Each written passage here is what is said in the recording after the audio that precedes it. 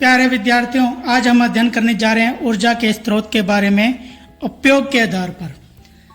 अगर ऊर्जा के स्रोत के बारे में बात की जाए तो इसको दो भागों में बांटा गया है। पहला है परंपरागत स्रोत, दूसरा है गैर परंपरागत स्रोत या इन्हें वैकल्पिक स्रोत भी कहा जाता है।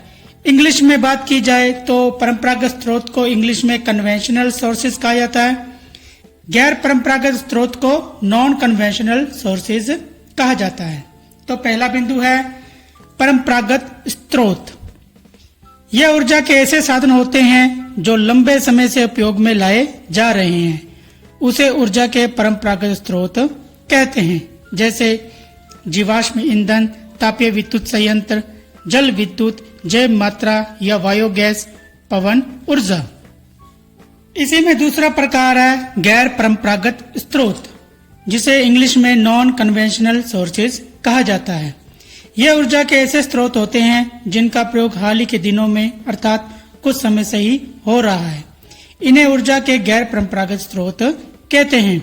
ऊर्जा के ये स्रोत ऊर्जा उत्पन्न करने के एक अच्छे विकल्प माने जाते हैं, इसलिए इन्हें ऊर्जा के वैकल्पिक स्रोत भी कहते हैं। उदाहरण के लिए सौर ऊर्जा, ज्वारीय ऊर्जा, तरंग ऊर्जा, महासागरीय ताप ऊर्जा, भूतापीय ऊर्जा, नाभिकीय ऊर्जा। इन बिंदुओं में से ज्वारीय ऊर्जा, तरंग ऊर्जा, महासागरीय ताप ऊर्जा महासागरीय ऊर्जा के प्रकार माने जाते हैं।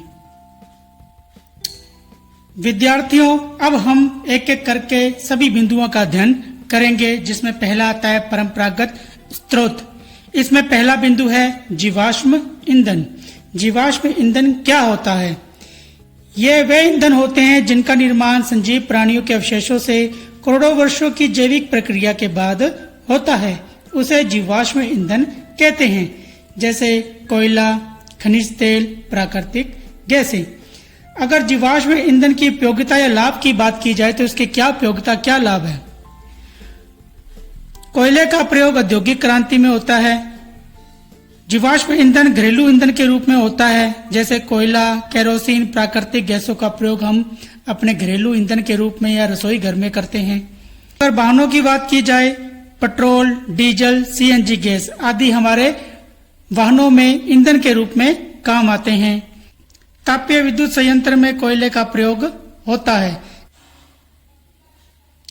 अगर जीवाश्म ईंधन की हानियों की बात करें या नुकसान की बात करें तो इसमें पहला बिंदु है ये जलने पर धुआं देते हैं, वायु प्रदूषण का बढ़ना।